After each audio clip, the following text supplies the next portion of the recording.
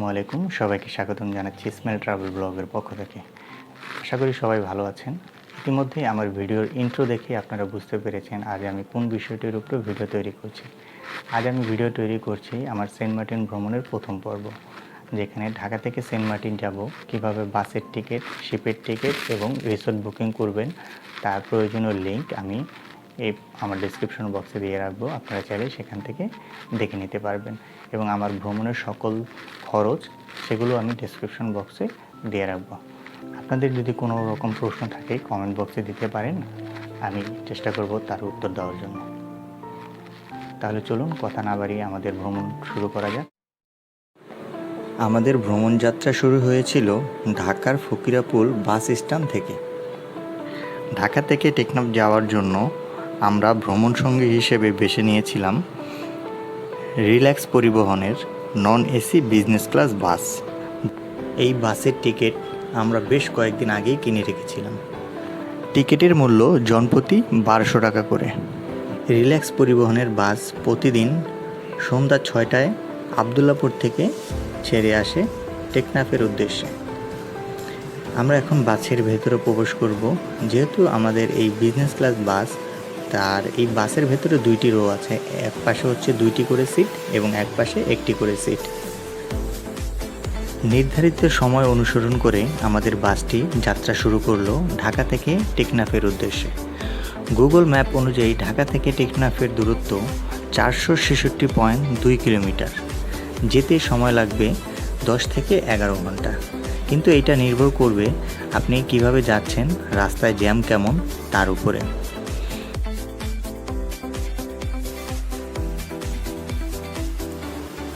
আমাদের ভ্রমণ যাত্রা কুমিল্লায় এসে পৌঁছেছে। এখানে আমাদের 20 মিনিটের যাত্রা বিরতি দিয়েছে, তাই আমরা হোটেলে এসে ফ্রেশ হয়ে রাতের খাবার এখানেই শেষ করে ফেলছি। যেহেতু আমাদের যেতে অনেক সময় লাগবে, তাই খাওয়া দাওয়া শেষ করে আমরা আবার টেকনাফের উদ্দেশ্যে রওনা দিয়েছি। দেখি যেতে সময় কতটুকু লাগে।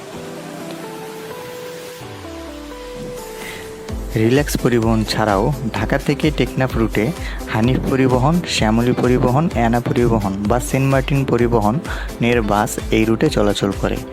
ভাড়া জনপ্রতি 800 টাকা করে। বন্ধুরা, আমরা দীর্ঘ যাত্রা শেষ করে আমরা পৌঁছে গিয়েছি আমাদের গন্তব্যস্থল টেকনাফ জাহাজ ঘাটে। রিল্যাক্স পরিবহনের অভিজ্ঞ গাড়ি চালক আমাদেরকে নিরাপদে এই স্থানে পৌঁছে দিয়েছে। আমরা এখন জাহাজঘাট থেকে একটি হোটেলে যাব এবং সেখানে সকালের নাস্তা শেষ করব। নাস্তা হিসেবে আমাদের পরোটা এবং ডিম ভাজা আছে। টেকনাফ থেকে এখন সেন্ট মার্টিনে যাওয়ার জন্য আমাদের শিপে করে যেতে হবে। আর আমরা এই শিপের টিকিট প্রায় 1 মাস আগেই ঢাকা কেআরই সিন্দাবাদের অফিস থেকে ক্রয় করে রেখেছিলাম অনলাইন থেকে। সেই অনলাইনে ক্রয়কৃত টিকিট আপনারা এখানে প্রদর্শন করে একটি বোর্ডিং পাস নেবেন। বোর্ডিং পাসটি হচ্ছে আপনার অনলাইনের টিকিটগুলো এখানে এসে দেখানোর পরে তারা হার্ড কপি একটা প্রিন্ট করে দিবে। সেই হার্ড কপি প্রিন্ট করে দেওয়ার মাধ্যমেই আপনি আস্তে আস্তে জাহাজে দিয়ে দিতে পারবেন, আর তা না হলে নিরাপত্তা রক্ষীরা আপনাকে যেতে দিবেন।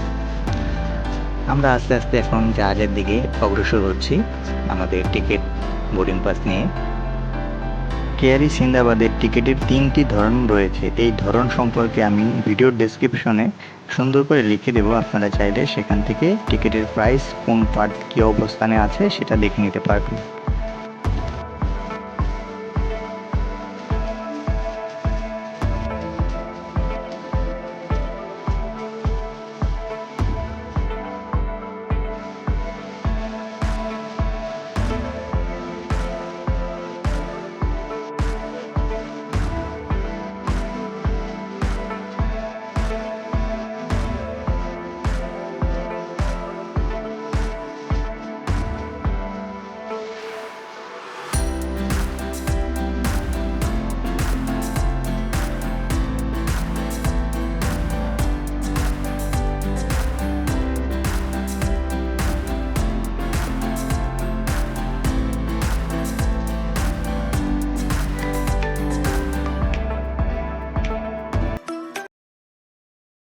আসসালামু আলাইকুম, সবাইকে শুভ সকাল। আমরা টেকনাফের উদ্দেশ্যে রওনা দিয়েছিলাম ঢাকা ফকিরা পুল থেকে রাত 9:15 এখানে টেকনাফ এসে পৌঁছাই সকাল 7:15। দীর্ঘ 10 ঘন্টা জার্নি করার পরে আমরা টেকনাফ এসে পৌঁছাই।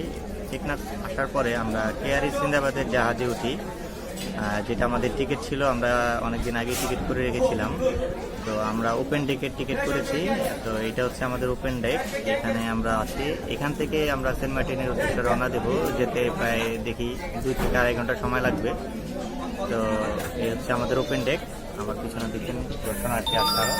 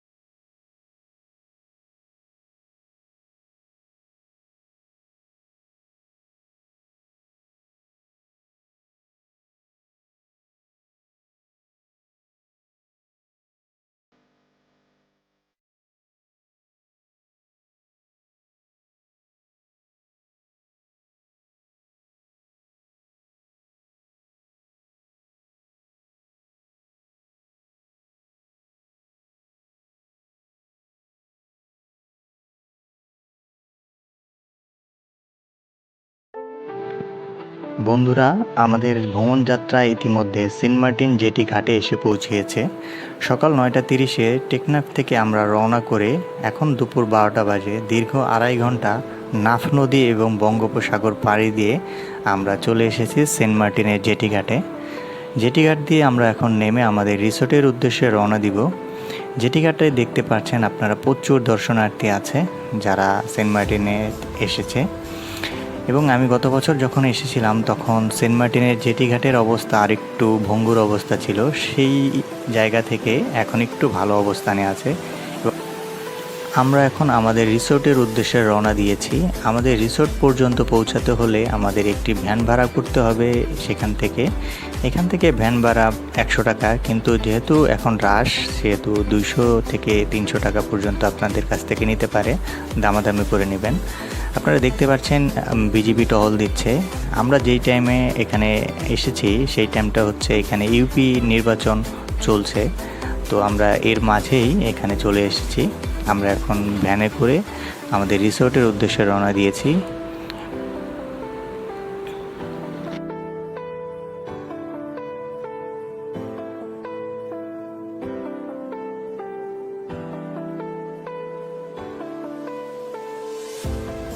বন্ধুরা, আমরা চলে এসেছি সেন্ট মার্টিনে। আমরা সকাল 9:30টায় টেকনাফ থেকে রওনা দিয়ে কেআরই সিন্দাবাদে শিপে করে আমরা এখন সেন্ট মার্টিনে পৌঁছে গিয়েছি।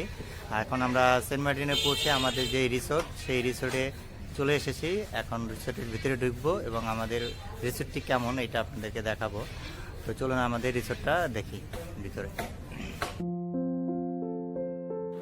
আমাদের রিসোর্টের নাম জ্যোৎস্নালয় বিচ রিসোর্ট।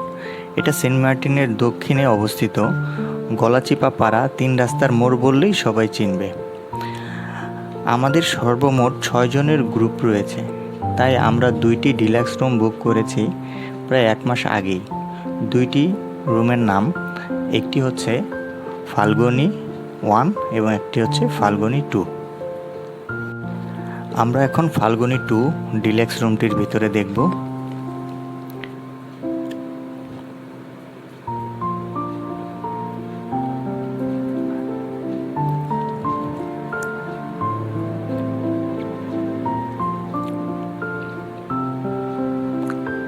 বন্ধুরা, ইতিমধ্যে আপনারা দেখতে পাচ্ছেন এখানে একটি খাট রয়েছে এবং এর পাশে আরেকটি খাট রয়েছে। তো এই 2টি খাটে আপনারা 2জন করে 4 জন এক রুমে থাকতে পারবেন অনায়াসে। এটা হচ্ছে ওয়াশরুম, যেটা কিছুদিন আগে এই রিসোর্টটি করার কারণে ওয়াশরুমটি খুব ঝকঝকে পরিষ্কার এবং খুবই সুন্দর পরিবেশ ভিতরে। এটি হচ্ছে ফাল্গুনি 1 রুম এবং ফাল্গুনি 1 রুমের ভিতরে আমরা একটু ঢুকবো। এখানেও 2টি বেড রয়েছে, যেখানে 2জন করে 4 জন অনায়াসে থাকতে পারবেন। আমাদের গ্রুপ মেম্বার যেহেতু 6 জন, আমরা 3 জন করে একটি রুমে থাকব। এটা হচ্ছে ফাল্গুনি 1 রুমের ওয়াশরুম। আপনারা দেখতে পাচ্ছেন খুবই নিট অ্যান্ড ক্লিন এবং ভিতরে অনেক বড় জায়গা আছে।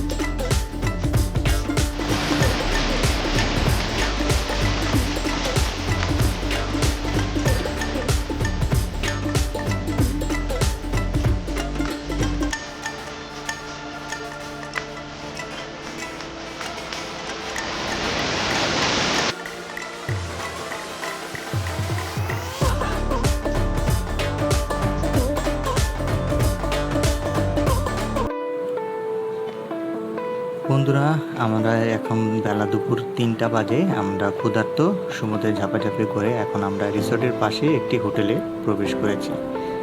এখানে নানান ধরনের খাবার রয়েছে, আপনাদের পছন্দ মতন খাবার অর্ডার করে আপনারা খেতে পারবেন। আমি ভিডিওতে ডেসক্রিপশনে আমার খাবারের মূল্য তালিকা দিয়ে দেব। বন্ধুরা, চলুন আমাদের এই রিসোর্টটি এখন ঘুরে দেখি। এই রিসোর্টটি প্রায় 50% জমি নিয়ে করা হয়েছে। ইকো কটেজ, ডিলাক্স রুম ও ইকোনমি ক্লাস সব মিলিয়ে 16টি রুম রয়েছে। রিসোর্টের কর্তৃপক্ষ এই 16টি রুমের চমৎকার কিছু নাম দিয়েছে: ঝিনুক, ফাল্গুনী, রিমঝিম, চিত্রা, বিশাখা, শুকতারা ও ধ্রুবতারা।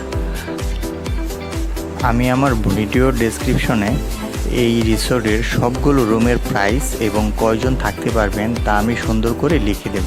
আপনারা চাইলে সেখান থেকেও দেখে নিতে পারবেন। রিসোর্টটির সবচেয়ে আকর্ষণীয় রুম হচ্ছে এইটি শুকতারা, যা সমুদ্রের খুবই নিকটে।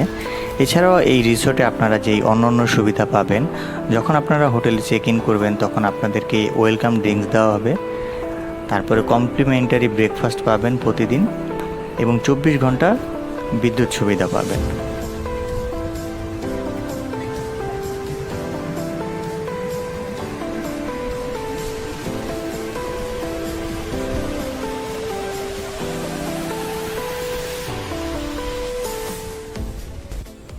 বন্ধুরা সবাই, আমরা দুপুরে খাওয়া দাওয়া শেষ করে হালকা বিশ্রাম করে আমাদের রিসোর্ট থেকে বের হয়েছি সমুদ্র সৈকত দেখার জন্য। তো আমাদের রিসোর্টের পাশে হচ্ছে সমুদ্র সৈকত। এটা হচ্ছে আমার পিছনে যা দেখতে পাচ্ছেন, এটা হচ্ছে আমাদের রিসোর্ট জ্যোৎস্নালয়।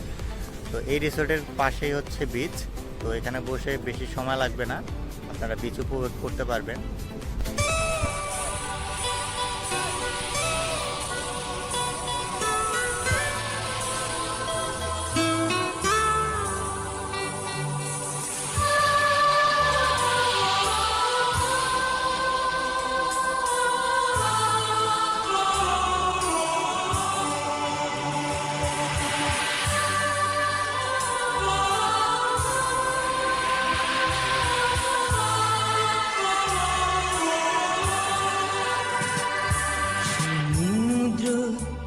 সৈকতে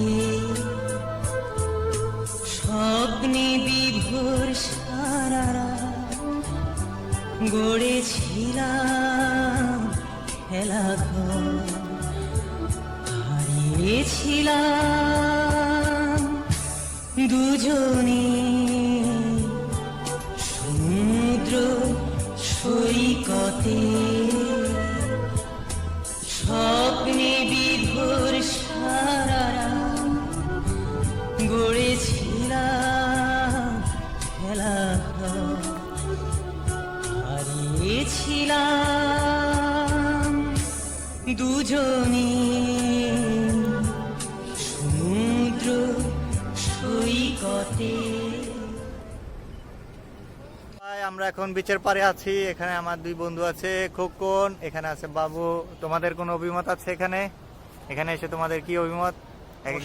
অসাধারণ, এক কথায় অসাধারণ। বাসায় আর যাবো না আজকে যাবো না, আজকে রিসোর্টেই থাকবো এবং মনে হয় এখানে একটা পার্মানেন্ট বাসা বানালে বেটার হয়। হ্যাঁ হ্যাঁ, আমরা চলো একটা বাসা বানানোর ব্যবস্থা করা যাক মনে হয়। আচ্ছা ঠিক আছে। খোকন, কোনো অভিমত আছে? না না, অবশ্যই এখানেটা পাঠালে খুবই ভালো হইতো। আচ্ছা, বসা যাওয়ার দরকার ছিল না, এখানে বসে কাটিয়ে দেবো সারা জীবন। আচ্ছা ঠিক আছে। পুরো কবি কবি ভাব নাকি? সমুদ্রের পাড়ে এসে কবি কবি ভাব। সমুদ্রের পাড়ে আসলে সবারই মানে কবিতা লিখতে ইচ্ছা করে, আচ্ছা, সবাই মানে কবি হওয়ার ভাব পোষণ করে। মানে হুমায়ুন আহমেদ ভালো জিনিস শিক্ষা দিয়ে গেছে আমাদেরকে নাকি? ঠিক আছে, ওকে, আমরা এনজয় করি জায়গাটা। চাতারা দিশেহারা তুমি কোথাও নেই, চাতারা ঘুমে দিশেহারা তুমি কোথাও নেই। জেগে আছি দুজন নির্জনে, স্বপ্ন চোখে নিয়ে শুধু স্বপ্ন।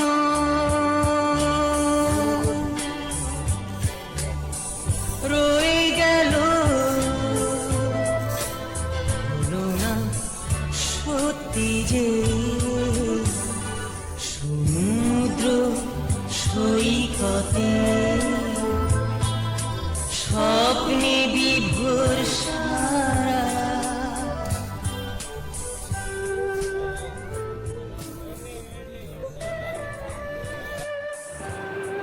বন্ধুরা সবাই, আমাদের এই সমুদ্র দেখা শেষ হয়েছে, সানসেট দেখাও শেষ। এখন আমরা রিসোর্টে যাব এবং কিছুক্ষণ রেস্ট করে আমাদের রাতের খাবার খাওয়া শেষ করব।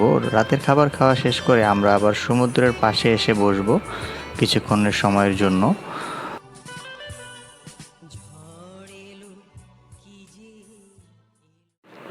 বন্ধুরা সবাই, আমার সেন্ট মার্টিন ভ্রমণের আজকের পর্ব এখানেই শেষ করতে হচ্ছে এবং আগামী পর্ব দেখার জন্য আপনাদের সবাইকে আমন্ত্রণ রইল। সবাই ভালো থাকবেন। খোদা হাফেজ।